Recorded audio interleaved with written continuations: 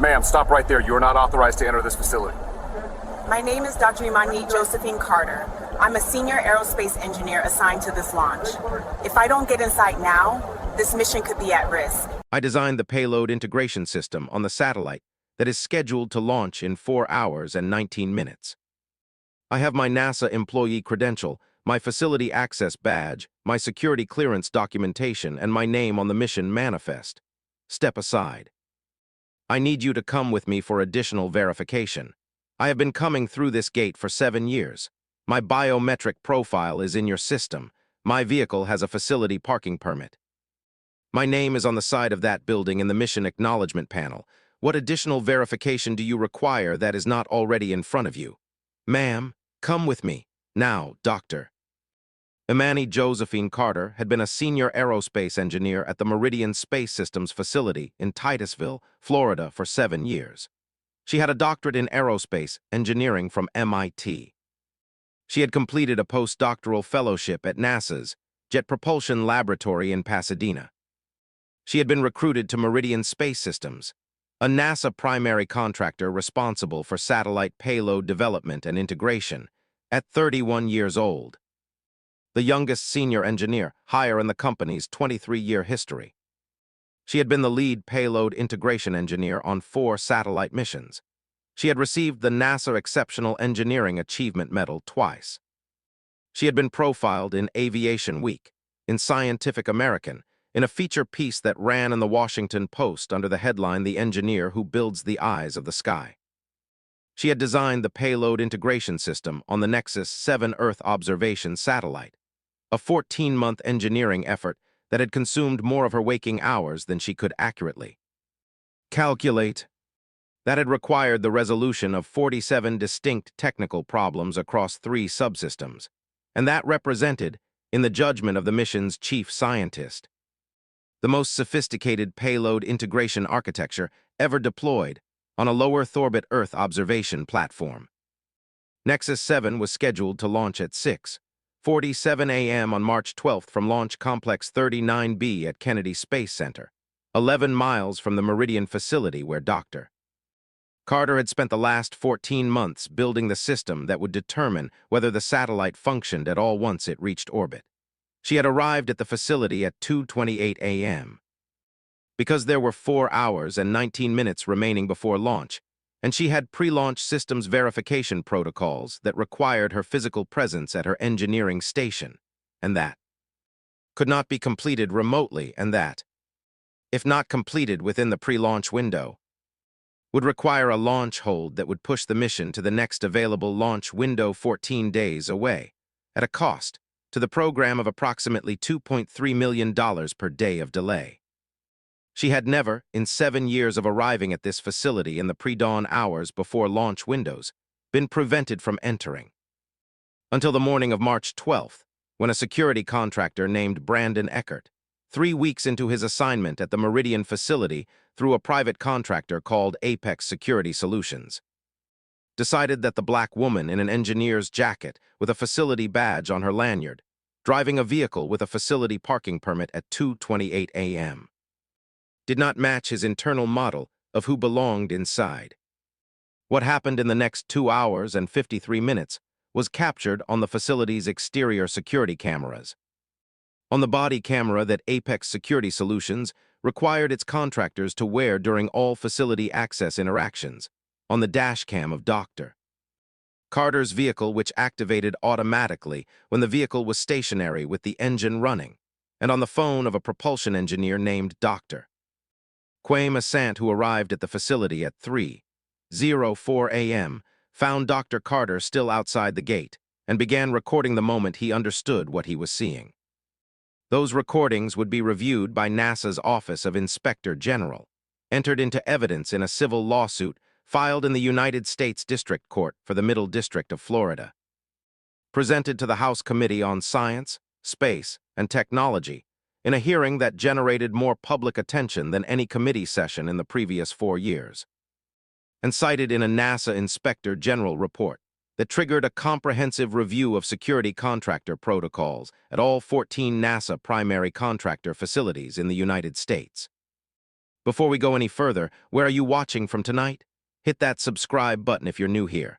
Stories like this one are exactly why this channel exists. And your support is what makes it possible to keep telling them. Brandon Eckert had been a security contractor for 4 years, the last 3 weeks assigned to the Meridian Space Systems facility through Apex Security Solutions. He had received standard facility security training, standard credential verification certification, and a 40-page Meridian facility orientation document that described, in its third section, the protocol for verifying employee credentials during restricted access periods, which included pre-launch windows, during which the facility operated under heightened security, and all personnel were required to present their employee badge, their facility access credential, and their vehicle parking permit before entering. Dr. Carter had all three. She presented all three at 2:28 a.m. at the facility's primary vehicle entrance gate. Eckert looked at the badge. He looked at Dr. Carter. He looked at the badge again. His body camera recorded the sequence. The credential examination that lasted 4 seconds longer than credential examination takes when the examiner is reading rather than recalibrating. Then he told her he needed to run additional verification. "What additional verification?" she asked. "My badge is current, my access credential is current, my parking permit is current. My biometric profile is in the facility system. You can verify all of it at that terminal in under 30 seconds. "I need to call it in," he said. "Call what in?" "To whom? My supervisor." "For what reason?" He did not answer. His body camera recorded him picking up his radio while Dr. Carter sat in her vehicle with her badge and credentials visible, her facility jacket with the Meridian Space Systems logo and her name embroidered on the chest visible. Her mission manifest printout on the dashboard, every visual identifier of a senior engineer arriving for pre-launch protocols, presented simultaneously and unmistakably. His supervisor did not answer. He left a message. Dr. Carter turned off her engine. The dashcam recorded the timestamp, 2:31 a.m. 4 hours and 16 minutes to launch. She called her mission director. His name was Director Paul Osai. He had been running satellite missions at Meridian for 14 years. He answered on the second ring because mission directors do not sleep on launch nights, and he had been awake since midnight reviewing systems data. Dr. Carter told him she was outside the gate. She told him why. There was a silence on the line that the dashcam's audio captured with the particular quality of a silence that contains a great deal of controlled emotion. "I'm calling the facility security desk," he said. "Do not leave that gate."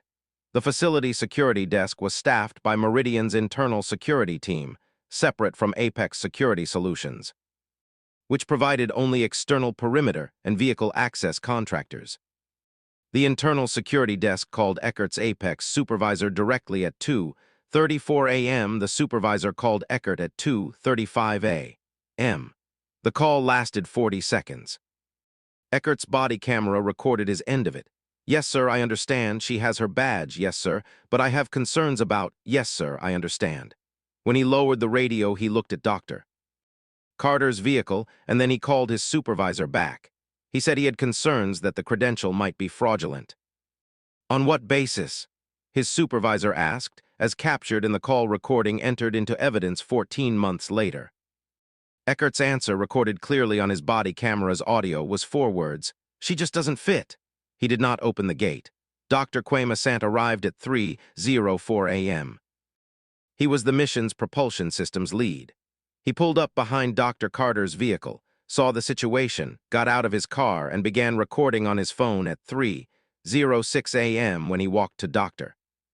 Carter's window, and she told him, in the flat and careful voice of a person who has been managing this situation for 38 minutes, what was happening. His recording captured what happened next: Director Osai's arrival at 3:11 a.m., his conversation with Eckert at the gate, Eckert's continued refusal, Osai's escalation call to Apex Security Solutions on-call manager, the on-call manager's instruction to Eckert to clear Dr. Carter through, and Eckert's response, captured on his own body camera, that he was not comfortable clearing her through, without a physical identity verification from a government-issued ID, in addition to her facility credentials. She has a facility credential, Osai said, his voice carrying the precision of a man who has been running satellite missions for 14 years and has never in 14 years had a conversation like this one. She has an access badge. She has a parking permit. Her biometric profile is in the system. I am the mission director and I am personally vouching for her identity. What government-issued ID do you require from my lead payload engineer that is more authoritative than all of that combined? A driver's license, Eckert said. Or a passport, Doctor. Carter handed her driver's license through the window. Eckert examined it. His body camera recorded him examining it for 31 seconds. A driver's license examination that takes 31 seconds is not an examination that is looking for information. It is an examination that is looking for a reason to remain unsatisfied. He handed it back. He called his supervisor again. The call lasted 3 minutes. When it ended, he told Director Osai that he needed to contact Apex Security Solutions Facility Compliance Officer before he could authorize entry, and that the compliance officer would be available at 6:00 a.m. 6 o'clock a.m. was 47 minutes after launch. Director Os looked at Eckert for a moment with the expression of a man who is performing a rapid calculation. The pre-launch window, the system's verification protocols that required Dr. Carter's presence, the cost of a launch hold, the 14 days to the next available window, the $2.3 million per day, and then he called NASA's launch director at Kennedy Space Center. The launch director's name was Director Margaret Chen. She had overseen 41 satellite launches in her career. She received Osai's call at 3:24 a.m. and listened to the situation in full without interrupting. When he finished, she said 2 things. She said, "I'm calling the Apex Regional Director." And then she said, "Start the hold clock." The Nexus 7 launch hold was officially entered into the mission record at 3:27 a.m. The launch, scheduled for 6:47 a.m., was moved to a hold status pending resolution of a facility access issue. The program cost of the hold began accumulating at $2.3 million per day from the moment the hold clock started. Dr. Carter was still outside the gate.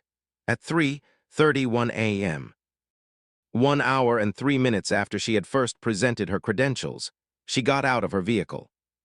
Asant's recording captured her standing beside her car in her Meridian jacket, her badge on her lanyard, her credentials in her hand, looking at the gate with the expression that the recording captured in sufficient resolution to matter later. Not defeat, not explosion. The expression of a woman who has been doing the arithmetic for 63 minutes and has arrived at a calculation so clear that it has passed through emotion and come out the other side as something harder and more permanent. She looked at the gate. She looked at the facility beyond it, the building where her engineering station was, where 14 months of her work was loaded into a satellite sitting on a launch pad 11 miles away, waiting for the system's verification that only she could complete. She looked at Eckert. "I want to be very clear about something," she said, and her voice on Asant's recording had the quality of a statement being made for a record that she already knew was being kept. "My name is Dr. Imani Carter. I am a senior aerospace engineer.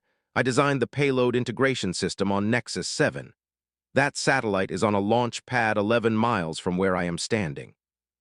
In approximately 3 hours and 16 minutes, it is scheduled to leave this planet. Whether it functions correctly when it gets where it is going depends in significant part on systems verification protocols that I need to be at my station to complete. I have presented every credential this facility requires. I have presented my government-issued identification. My mission director is standing 10 feet away and has personally confirmed my identity. The only reason I am still standing on this side of this gate is that you have decided, without any basis in your protocol or any articulable factual concern, that I do not belong inside." She paused. "I want you to know that I understand exactly why that decision was made, and I want you to know that I am going to make sure that everyone else understands it too." Eckert did not open the gate. The Apex Regional Director was reached at 3:44 a.m. The call between the Regional Director and Director Chen lasted 11 minutes. At 3:55 a.m., 1 hour and 27 minutes after Dr. Carter had first arrived at the gate. Eckert received a direct instruction from his regional director to clear her through. He opened the gate at 3:56 a.m. Dr. Carter drove through without speaking. Asant's recording captured her taillights moving through the gate and the facility closing around her vehicle with the specific quality of something that has been denied for a long time and is now finally proceeding. She was at her engineering station at 4:03 a.m. She completed her pre-launch systems verification protocols in 2 hours and 11 minutes, a process that normally took 3 hours and 40 minutes. Compressed by the specific focus of a woman who had been standing outside a gate for 88 minutes, thinking about exactly what she needed to do the moment she got inside. She transmitted her systems verification sign-off to the launch director at 6:14 a.m. The launch hold was lifted at 6:21 a.m.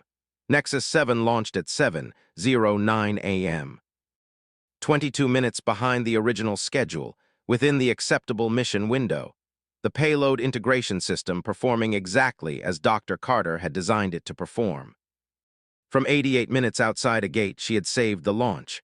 The formal complaint was filed with NASA's Office of Inspector General the following morning. Dr. Carter arrived at the regional NASA administrator's office with a printed timeline, her complete credential documentation. A copy of the mission hold record showing the $2.3 million daily cost accumulation, and a USB drive containing all 4 recordings. She placed everything on the desk and sat down. "I want to walk you through what happened yesterday morning," she said, "and I want you to explain to me what protocol authorized it. And then I want to discuss what happens next, because what happens next involves the House Science Committee. And I would prefer that committee to receive a complete picture from this office rather than an incomplete one from the public record." The administrator watched the footage. He watched it 3 times. Then he called NASA's chief legal officer. Then he called Apex Security Solutions corporate headquarters. The meeting lasted 4 hours. NASA's initial response was a formal statement expressing regret over the access delay and noting that the agency was conducting a full review of contractor security protocols. Apex Security Solutions issued a statement expressing regret and noting that the incident did not reflect their training standards. Eckert was terminated within 48 hours. Dr. Carter retained an attorney named Vivienne Ackaffer, 28 years of civil rights and federal contractor litigation, former senior counsel to the Government Accountability Project. A woman whose record in federal contractor discrimination cases included 7 8-figure verdicts and whose name, when it appeared on a complaint, caused insurance adjusters to begin recalculating exposure before the filing was fully read. Ackaffer reviewed all 4 recordings. She reviewed Eckert's personnel file and found that his 3-week facility orientation had contained no specific training on credential verification for NASA contractor personnel. She reviewed Apex Security Solutions training materials and found no reference to the credential categories used by NASA's primary contractors. No protocol for resolving access disputes involving verified personnel. And no documented threshold distinguishing when additional verification was appropriate versus when standard credential review was sufficient. She reviewed the mission record and calculated the total program cost of the 88-minute detention, $2.3 million per day, prorated to the hold duration, plus the mission timeline disruption cost, plus the resource costs of the personnel involved in the resolution effort. She reviewed the forward audio clip from Eckert's body camera. "She just doesn't fit. There are 3 things this case is about," she told Dr. Carter. "There is a contractor who looked at a black woman with a NASA facility badge at 2:30 in the morning and heard those 4 words in his head before she said a single thing. There is a security company that deployed him to a NASA facility without training that would have prevented what happened. And there is a primary contractor, Meridian Space Systems, that outsourced its external security to a company without verifying that the company's training covered the specific credential. Environment of a NASA facility," she paused. "All 3 are actionable. And those 4 words on his body camera are going to follow this case into every room it enters. The federal lawsuit was filed in the United States District Court for the Middle District of Florida.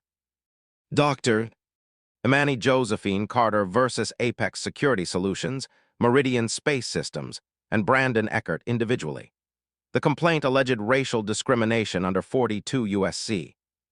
Section 1981, intentional infliction of emotional distress, negligent hiring and supervision, tortious interference with professional duties. An account specific to the mission context, quantified program harm, that cited the documented $2.3 million daily hold cost, the mission timeline disruption, and the professional impact on a senior engineer whose launch day performance record was permanently marked by an access delay that had nothing to do with her competence or her credentials. The defendant's initial collective offer was $150,000. Ackert sent back 2 words, insufficient, proceed. The trial began 15 months later.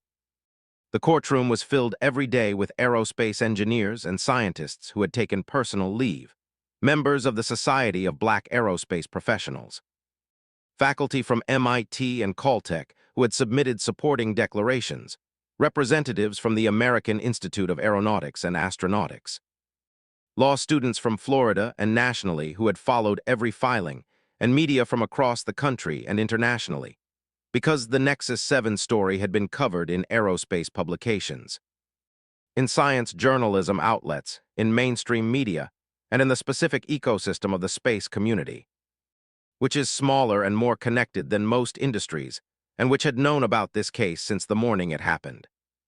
Dr. Kwame Asante sat in the gallery every day. He wore his Meridian Space Systems jacket. Dr. Carter sat at the plaintiff's table in her Meridian jacket, the same one she had been wearing at the gate at 2:28 a.m. on March 12th. Her NASA Exceptional Engineering Achievement Medal was on the table beside her credential wallet. Ackert had suggested it. Dr. Carter had placed it there without hesitation.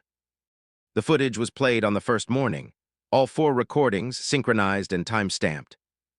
The jury watched a woman in a facility jacket with her name embroidered on the chest, her badge on her lanyard, her credentials in her hand, sit outside a gate for 88 minutes while a security contractor who had been at the facility for 3 weeks made calls, examined a driver's license for 31 seconds, and told a mission director that his lead payload engineer needed to wait for a compliance officer who would be available 47 minutes after launch.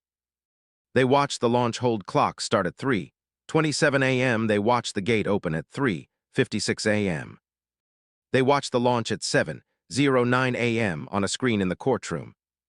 Nexus 7 ascending on a column of fire from Launch Complex 39B, while the gallery, engineers and scientists who understood exactly what they were watching and what it had taken to get there, sat in complete silence.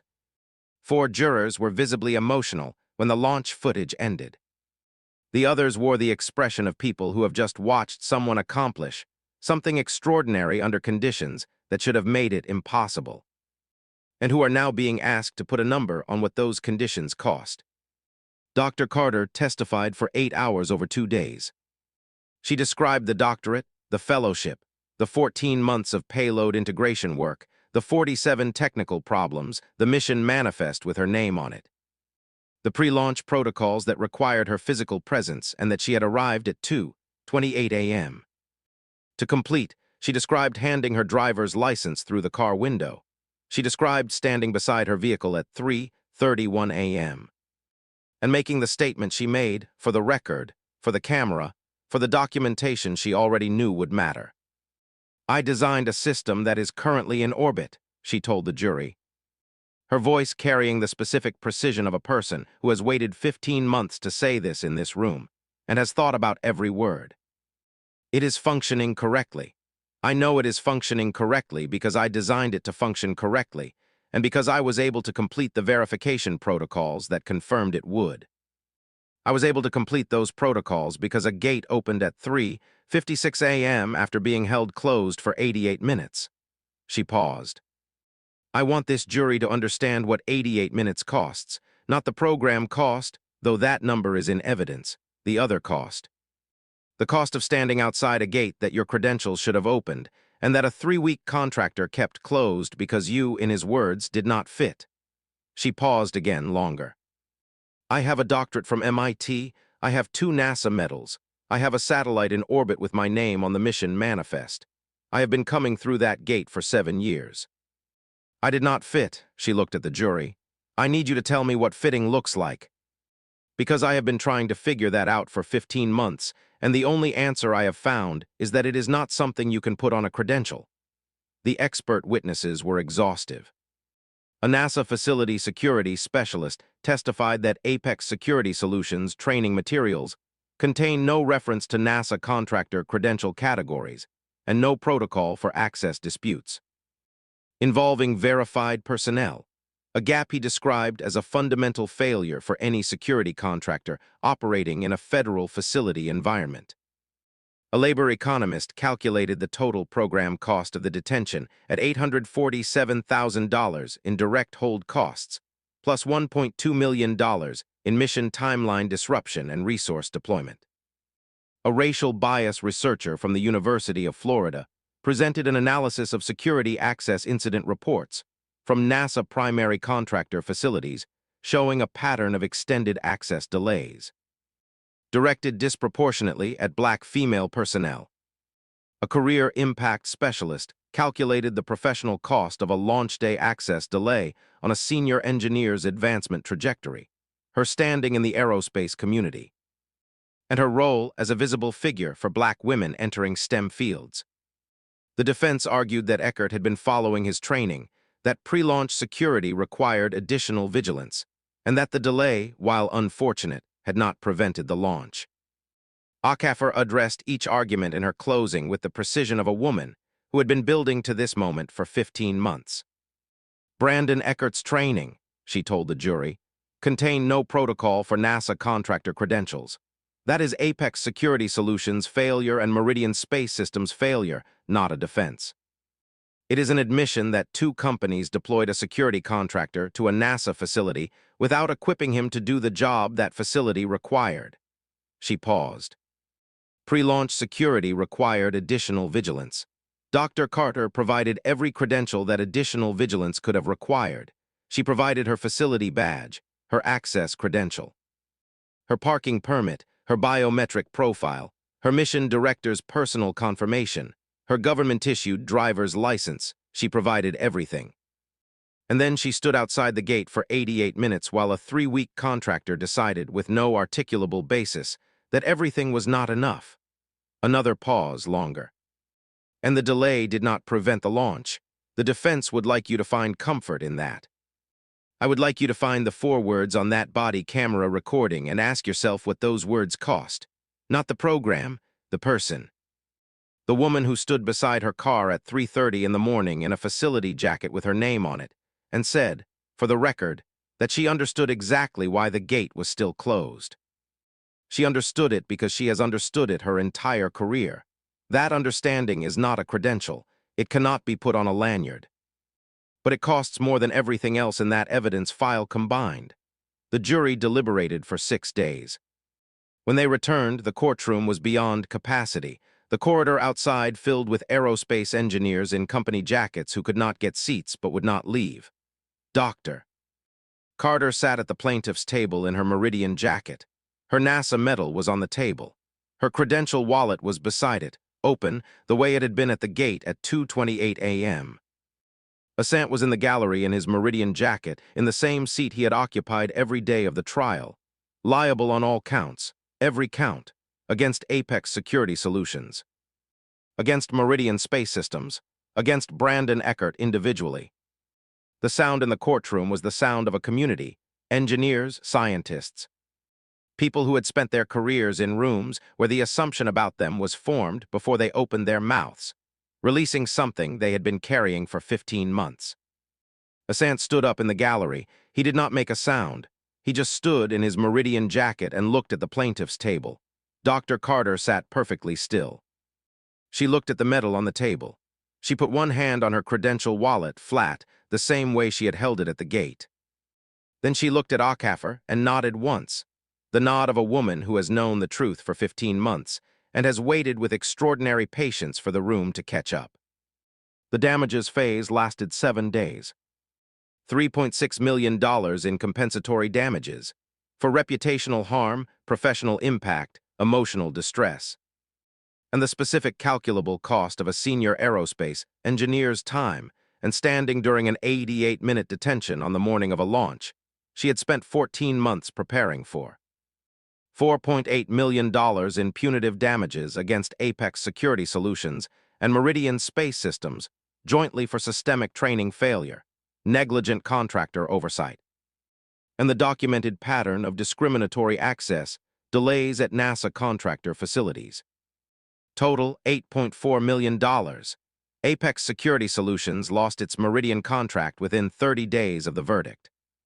Meridian Space Systems, under NASA oversight review, implemented what became known in aerospace security circles as the Carter Access Protocols, mandatory credential familiarization training for all security contractors covering all NASA and federal government credential categories, a maximum 5-minute resolution window for access disputes involving verified personnel, a direct escalation line to mission directors during pre-launch windows, and an independent equity audit of all access delay incidents at contractor facilities.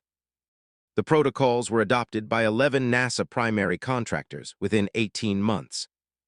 NASA's Inspector General report, released 6 months after the verdict, cited the case as evidence of a systemic gap in security contractor oversight across the agency's primary contractor network and recommended mandatory credential training standards for all contractors operating at NASA facilities.